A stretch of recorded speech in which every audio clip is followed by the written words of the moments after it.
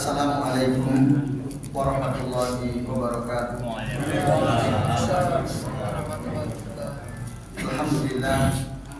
Alhamdulillahilladzi arsala rasulahu bil huda wa dinil haqqi yudhhirahu 'ala dini kullih wa kafa billahi shahida. Asyhadu an la ilaha illallah wahdahu la syarikalah wa asyhadu anna Muhammadan abduhu wa rasuluh. Allahumma shalli wa sallim wa barik ala Muhammad wa ala ali Muhammad kama shallaita wa barakta ala Ibrahim wa ala ali Ibrahim fil alamin innaka Hamidum Majid. Rabbi shrah li sadri wa yassir li amri wahlul 'uqdatam min lisani yafqahu qawli. Amma ba'du. Bapak-bapak dan ibu-ibu serta jamaah sekalian, rahimani wa rahimakumullah. Semoga kita semua yang hadir di majelis ini senantiasa dirahmati Allah Subhanahu wa taala. Alhamdulillah, Bapak Ibu, pada kesempatan malam ini ya, kita bisa berjumpa kembali untuk melanjutkan kaji kitab Al-Aqidah As-Safariniyah karya Syekh Al-Imam Muhammad bin Ahmad bin Sa'id bin Sulaiman As-Safarini rahimahullah. Pada pertemuan terakhir kita dulu sudah membahas sampai bait yang keberapa Bapak? Ke-47 ya? 48. Sekarang 48 benar ya? 48. Yang bawa kitab silakan dibuka bait yang ke-48 halaman 55. Baik, kami bacakan. Qala al-muallifu rahimahullah berkata penulis kitab ini, semoga Allah merahmati beliau, wa ainihi wa sifatin nuzuli wa khalqihi fahdhar minan nuzuli. Bapak Ibu dan jamaah sekalian, ini tentu saja berkaitan dengan bait-bait sebelumnya. Jadi, dan mata Allah ini adalah salah satu sifat zatiyah. Ya, Allah memiliki mata. Wasifatin nuzul, dan sifat nuzul turunnya Allah. Nah, ini namanya sifat apa? Fi'liyah. Wa khalqihi, dan penciptaan Allah. Ini sifat apa namanya? Sifat fi'liyah, Allah yang menciptakan. Fahdhar minan nuzul, maka berhati-hatilah dari an-nuzul. Nuzul itu artinya turun. Maknanya secara bahasa nuzul itu turun. Maksudnya hati-hatilah turun dari atas, dari kebenaran kepada kebatilan. Itu yang maksud an-nuzul di sini. Turun dari yang atas, yang hak, kepada yang batil. Nah, jangan sampai kita itu di dalam memahami sifat Allah Ta'ala, baik sifat zatiyah maupun sifat fi'liyah, jadi turun gitu. Yang harusnya kita mengikuti yang hak, yang benar, malah turun derajatnya, malah mengikuti yang batil, memahaminya tanpa ilmu. Nah, itu maknanya secara global, makna bait yang ke-48. Nah, rinciannya Bapak Ibu, jadi di antara sifat Allah Ta'ala itu, yang kita juga sering mengulang-ulang, Allah itu punya mata. Karena ya, ada dalil yang menerangkan tentang ini. Misalnya di dalam surah Thaha ayat 39. Walitusna ala aini. Itu ada kata-kata walitusna ala aini. Jadi supaya ini ayat ini bercerita ya, tentang membuat bahtera, kalau tidak keliru. Kalau Bapak Ibu buka, silakan surah apa tadi? Ayat 39. Monggo dibuka supaya jelas.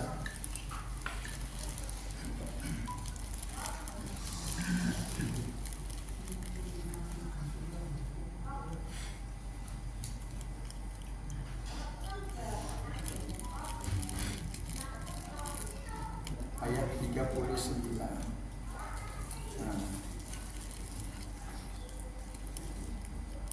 Oh, tentang Fir'aun nih, Fir'aun. Ya, maaf. Nah, ada kalimat walitus na'ala aini.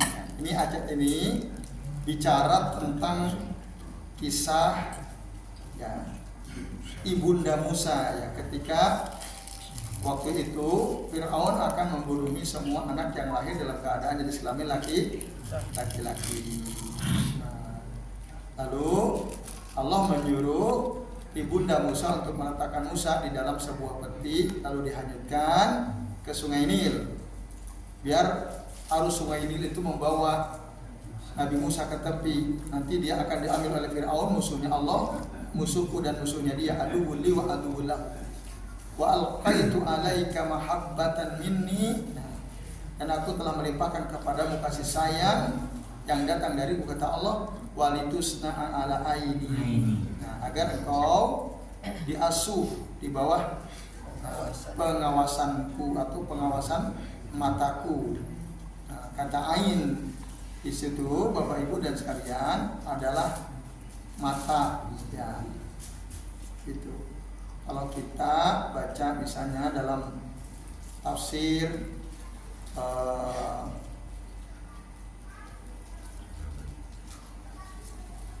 ayat berapa tadi? 38 ya. Di dalam ayat 39 ya. Nah, nanti dalam tafsir As-Sa'di dijelaskan yang dimaksud ala aini itu ala nazari ya, ala nazari di bawah pandanganku atau penglihatanku. Nah, maksudnya penglihatan matanya Allah Subhanahu wa ta'ala. Itu Bapak Ibu. Kalau surat Al-Isra ayat pertama kan juga bisa untuk dalil ya. Surah Al-Isra ayat pertama gimana bunyinya? Suami alim basir. Nah, kalau basir itu sifat melihat. Ini kata ain. Ain mata. Melihat kan juga mestinya pakai mata gitu. Ya, memang ada yang kita pahami kemarin, ada dalalatul iltizam ya. Kan setiap kita memahami nama dan sifat Allah itu harus diperhatikan 3 petunjuk ya. Ada namanya dalalatu apa kemarin? At-tadammun, dalalatul iltizam, satu lagi apa? Dalalatul mutabaqah. Kalau Allah bisa melihat, ya otomatis ada mata gitu, bisa. Cuman di sini perlu juga gitu dijelaskan apakah ada ayat yang secara langsung menunjukkan Allah itu punya mata. Istilah mata ada enggak gitu yang dinisbatkan kepada Allah dalam Al-Qur'an. Kalau basir kan melihat, walaupun tadi secara dalalatul iltizam melihat ya pasti ada mata yang bisa. Tapi itu menggunakan dalalatul iltizam. Nah, dalalatul tadammunnya ada enggak? Nah, ada, bahwa Allah punya mata. Salah satu dasarnya adalah surah ayat 39. Atau dalam surah Al-Qamar ayat 14. Nah, di sana ada kalimat wa tajri bi ayunina. Nah, ada kata ayun. Nah, ini baru cerita tentang bahtera Nabi apa? Yang buat perahu itu Nabi apa? Nabi Nuh. Nah, Al-Qamar ayat 14. Nah, di sana ada kalimat ayun. Ibu dan ibu sekalian, a'azani Allah wa iyyakum ajma'in. Wa tajri bi ayunina. Jadi ya, kapal Nabi Nuh itu berlayar dengan pengawasan kami atau dengan pengawasan mata kami. Karena kata ayun itu jamak daripada kata ainun. Ainun, ainani, ayunun. Nah, lalu kata ain di sini dinisbatkan atau disandarkan kepada Allah Subhanahu wa Ta'ala. Itu. Nah, maka dari ayat ini juga kita ya memahami bahwa Allah itu diantara sifat zatiahnya memiliki mata. Nah ini Bapak Ibu dan sekalian, azzajallahu wa iyyakum ajmain. Nah,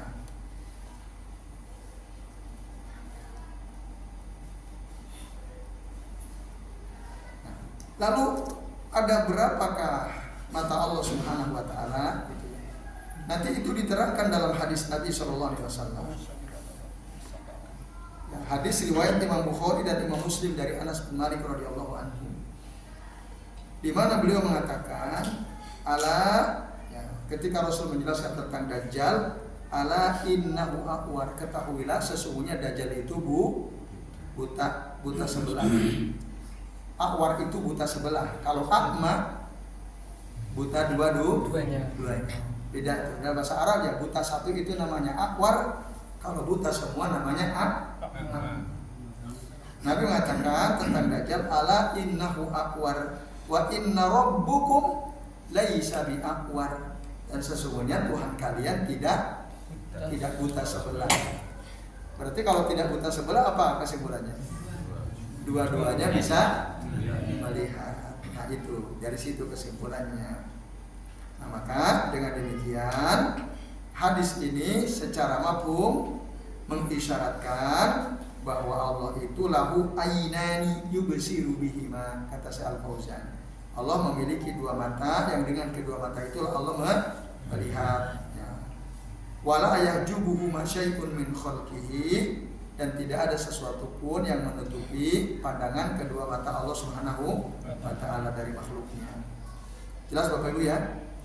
Nanti kalau ada orang tanya mana ayat atau hadis yang menunjukkan Allah itu punya mata, tadi surah Toha ayat 30 atau surah Al-Qamar ayat 14. Walaupun kalau Bapak Ibu coba buka artinya, nah kita nggak ketemu kata mata, betul atau tidak? Nah pengawasan diartikan, maksud pengawasan matanya Allah, penglihatan matanya Allah, karena kata ayun itu mata artinya. Nah, terjemah itu kalau kita bersandar pada terjemah itu berbahaya juga, gitu. Harus juga kepada tafsir. Gitu. Maka nanti kalau kita misalnya orang tanya kita, mana buktinya kalau Allah itu punya mata? Kita sebut misalnya surah Al-Qamar ayat 14, surah Toha ayat 9. Oke kata dia, ayo kita buka. Kita nggak ngerti bahasa Arab, belas nggak ngerti kan? Kita cuma tahu katanya di dalam kajian Allah punya mata. Mana buktikan? Kita udah catat ayatnya. Pas kita buktikan, dibuktikan, ayo kita buka bareng-bareng. Mana? Coba tunjukin mata mana? Bingung nggak kita? Bingung kalau kita ngerti bahasa Arab. Kalau kita ngerti bahasa Arab gampang banget. Ente paham nggak bahasa Arab? Apa artinya ain? Mata. Berarti ente nggak paham. Itu apa sekali? Kalau ente paham bahasa Arab, ain itu jelas. Maksudnya di bawah pengawasan matanya Allah Subhanahu wa Ta'ala. Itu. Ayun juga adalah jamak dari kata mata, ainun jamu ayun. Lalu buka hadis Nabi tadi, hadis Sahih Bukhari tentang bagaimana Nabi menjelaskan Dajjal. Lalu Nabi mengatakan bahwa inna rabbakum laisa bi aqwar.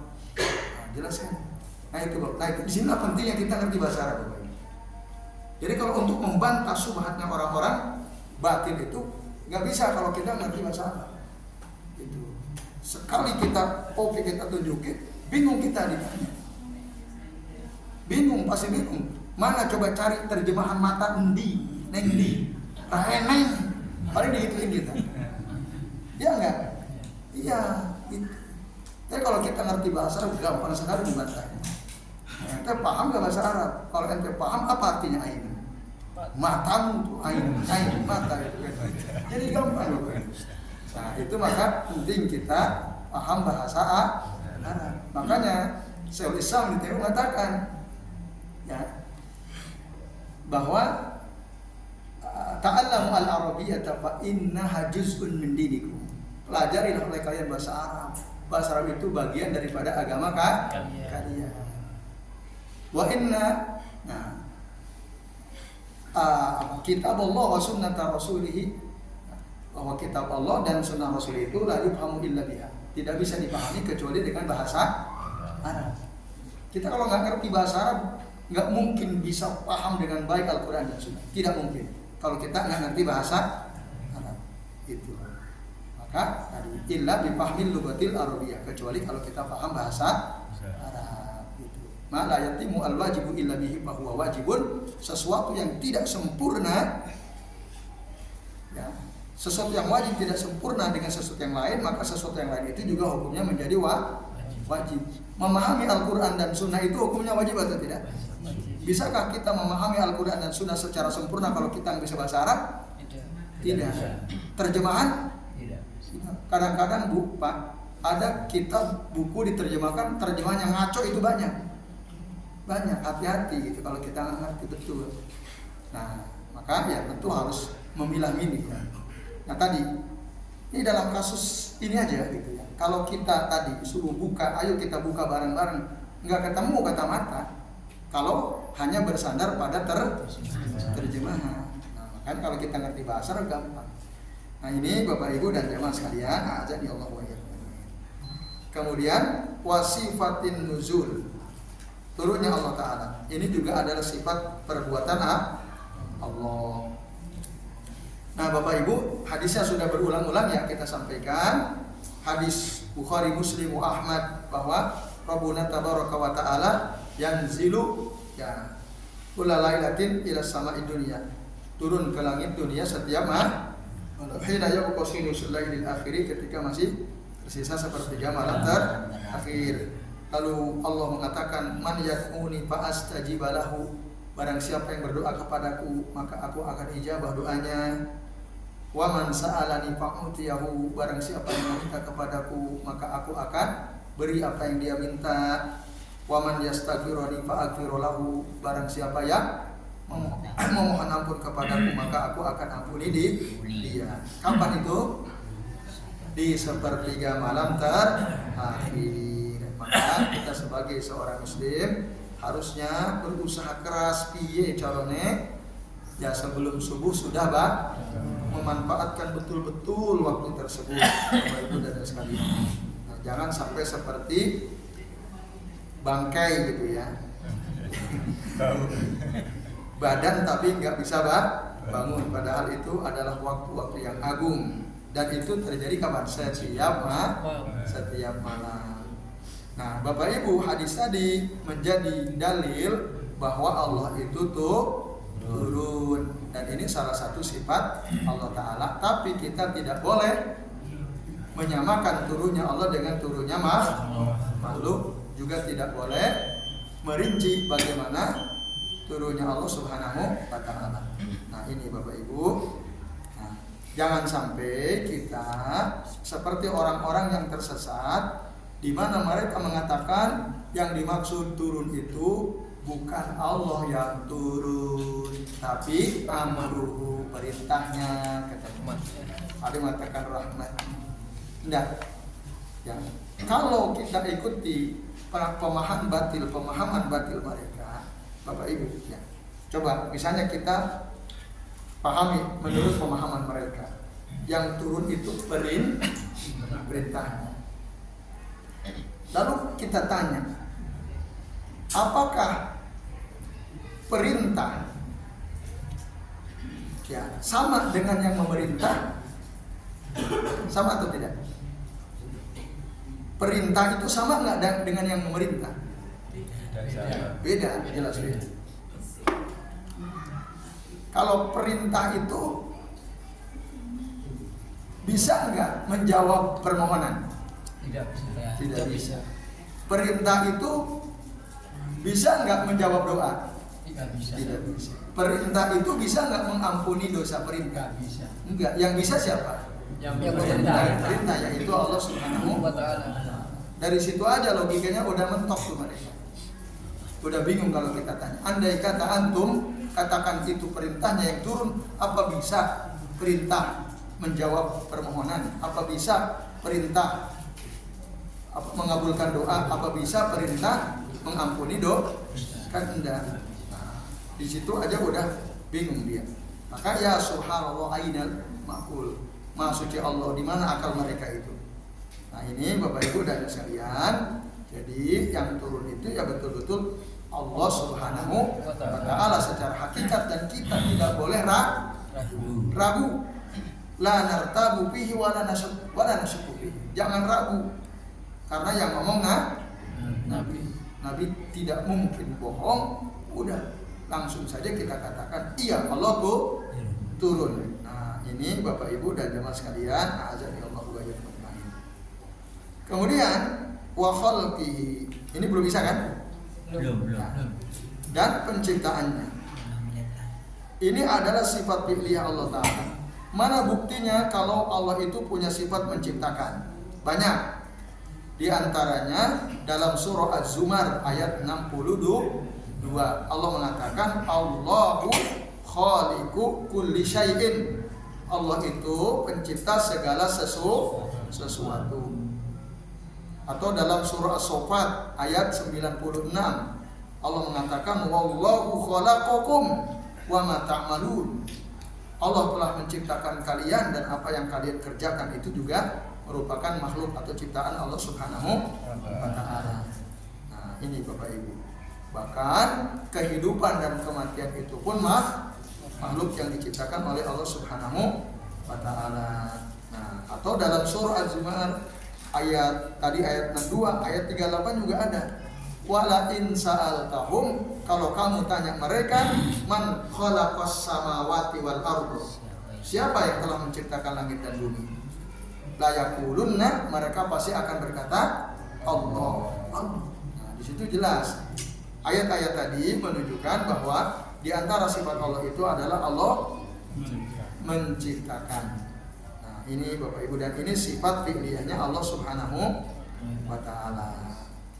Nah, dan Allah dari dulu ya punya sifat menciptakan, mampu menciptakan, dan akan senantiasa seperti itu. Sebagaimana Allah juga memberi rezeki, Allah menghidupkan, Allah mematikan, Allah mengurusi, tidak ada batas, tidak ada awalan, tidak ada akhir. Dasarnya tadi jelas. Lalu pada bait yang ke-49 Allah mengatakan, siapa? Al-Imam As-Safari mengatakan pada bait ke bawahnya ya. Oh maaf tadi.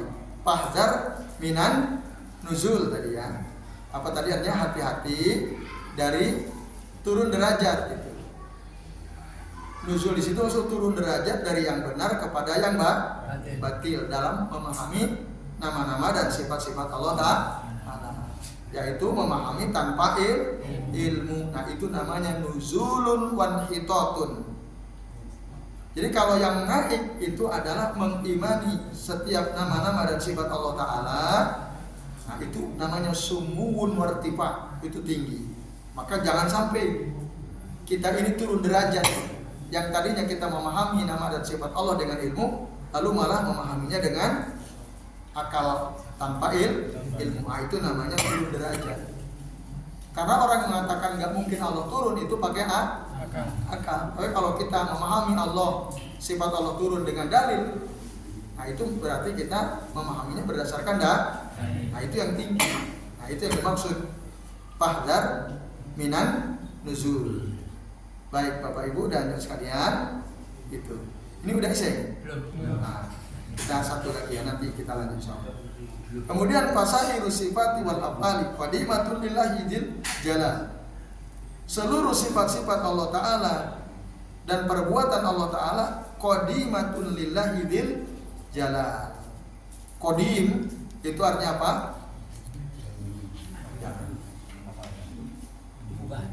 Dari dulu gitu. Tidak ada awalan. Sifat qadimah bagi Allah yang maha memiliki keagungan. Jalal. Nah, di sini Bapak Ibu dan jamaah sekalian, ada catatan dari Syekh Al-Fauzan mengatakan bahwa seluruh nama dan sifat Allah itu qadimah, ya secara umum itu tidak boleh. Nah ini catatan. Sehingga perkataan Al-Imam As-Safarini di sini bahwa seluruh sifat Allah qadimah secara mutlak ini perlu diluruskan. Nah, perlu diluruskan. Bahkan Al-Fauzan mengatakan inna sifatihi qadimah al-itlaq hadza khata' la budda min at-tafsir fihi. Ini salah. Harus dirinci. Nah, masih ingat kan rinciannya? Bahwa sifat-sifat fi'liyah Allah Ta'ala itu, ya Bapak Ibu dan sekalian, nah qadimatun, namanya qadimatun nau, tapi hadisatul ahad atau al-afrad. Memang sifatnya dari dulu Allah itu misalnya turun, ya, menciptakan, termasuk berbicara, tapi nah, itu bisa apa? Sewaktu-waktu Allah mau turun, Allah turun. Sewaktu Allah tidak turun, Allah tidak turun. Paham ini ya? Kalau dirinci sifat fi'liyahnya Allah Ta'ala itu, maka disebutnya qadimatun nau wa hadisatul ahad. Nah, jadi kalau dirinci kapan Allah turun? Kan tadi dalam hadis Nabi di sepertiga malam terakhir. Berarti kalau tidak di sepertiga malam terakhir, nah kan gitu. Jadi tidak terus-terusan, terus setiap saat. Beda kalau ilmunya Allah. Nah, kalau ilmu itu kan sifat apa? Ilmu itu sifat zatiyah atau sifat fi'liyah? Zatiyah. Nah, kalau itu zatiyah, kalau zatiyah enggak ada ini, selalu seperti itu. Tapi kalau turun, kadang ada kalanya turun, kadang ada kalanya tidak tuh. Nah, kadang ada kalanya menciptakan, kadang ada kalanya tidak menciptakan sesuai yang Allah kehendaki. Nah, itu namanya apa? Qadimatun nau wa hadisatul ahad, atau hadisatul afrad, istilahnya itu istilahnya. Ya baik Bapak Ibu, kita ini dulu ya, rehat sejenak sambil ini sudah tiba waktu Isya. Monggo yang bertugas muadzin silakan. Pak Yuri, ada.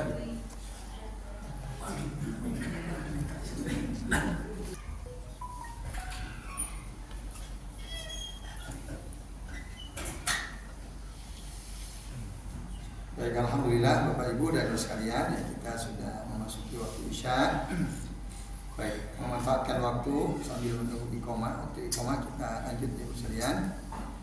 Jadi tadi bait yang ke-40 sekarang bait yang ke-50 Bapak Ibu. Lakin bila kaifin wala tamsilin ragman li ahli zayyi wa ta'dil. Tetapi Bapak Ibu dan sekalian, ketika kita memahami nama-nama dan sifat-sifat Allah Subhanahu wa taala itu bila kaifin, apa kaif itu? Tanpa mempertanyakan rinciannya gitu. Nah, ini penting ya, ini kaidah penting, dan tanpa menyerupakan sifat Allah dengan wal tamsil itu tanpa menyamakan. Rogman li ahli zayyi wa ta'til. Untuk rogman itu menghindari, ya, menjauhi, ya, orang-orang yang menyimpang, li ahli zayyi wa ta'til, dan orang-orang yang mengingkari sifat Allah Subhanahu wa ta'ala. Itu Bapak Ibu sekalian. Jadi kita selisihi mereka. Rogan itu kita menyelisihi ahlu zaidi wa ta'til. Karena apa? Ada sebagian orang di dalam memahami sifat-sifat Allah Ta'ala itu melakukan tamsil atau taktil, termasuk takyif. Nah itu. Nah ini semua harus dihindari. Nah, Maka jangan sampai kita melakukan ya, tamsil, menyamakan dengan makhluk. Udah kita tetapkan bila tamsil gitu. Kita sucikan Allah ya, tanpa taktil. Wala naglu fit tanzihi bal nunazzihuhu anis sifatil makhluqina tanzihan bila taktil. Kita tidak berlebih-lebihan di dalam mensucikan Allah Ta'ala. Bahkan harusnya kita sucikan Allah Ta'ala dari sifat-sifat makhluk dengan pensucian tanpa pengingkaran. Gitu. Jangan sampai seperti orang Jahmiyah atau Mu'tazilah, di mana mereka tujuannya ingin mensucikan Allah Ta'ala, tujuan mereka. Nah, sampai akhirnya mereka melakukan taktil, diingkari. Jadi kalau Allah turun, Allah bersemayam di atas arsy, menurut orang Mu'tazilah, menurut orang Jahmiyah, itu berarti sama dengan makhluk butuh tempat. Karena begitu maka nggak boleh kita mengatakan Allah bersemayam di atas arsy, kata mereka. Akhirnya mereka apa? Melakukan taktil, mengingkari, menolak sifat Allah istawa alal arsy. Nah, kita tidak boleh begitu, Bapak Ibu. Nah, udah kita apa yang Allah katakan tentang sifatnya, apa yang disampaikan Rasul tentang sifat Allah, kita tetapkan bila kaifin wala tamsil wala ta'til. Nah, begitu seharusnya Bapak Ibu sekalian. Nah, jangan seperti orang-orang yang menyimpang. Yang menyimpang itu siapa? Jahmiyah, Mu'tazilah, kaum al-Mu'attilah, kaum al-Mumatsilah, al-Musyabihah. Mu'attilah itu yang mengingkari, Mumatsilah yang menyamakan, Musyabihah yang menyerupakan Allah dengan makhluknya. Nah, ini Bapak Ibu dan saudara sekalian. Baik, sampai bait yang ke-50 dulu ya. Nah, ada sedikit waktu, barangkali ada di antara Bapak Ibu yang mau bertanya, belum paham. Adakah? Jelas ya? Nah, baik, kalau sudah jelas, alhamdulillah. Mudah-mudahan ini memperkuat akidah kita, tauhid asma wa sifat kita terhadap Allah Subhanahu wa Ta'ala. Ya baik, tadi kita sudah sampai bait yang ke-50. Baik Bapak Ibu, mari kita akhiri kajian kita pada malam ini dengan doa kafaratul majlis. Subhanallah wa bihamdika asyhadu an la ilaha illa anta astaghfiruka wa atubu ilaik. Wassallallahu ala Muhammadin wa ala alihi washabihi wa baraka wa sallama alaihi ajma'in. Billahi taufiq wal hidayah. Wassalamualaikum warahmatullahi wabarakatuh.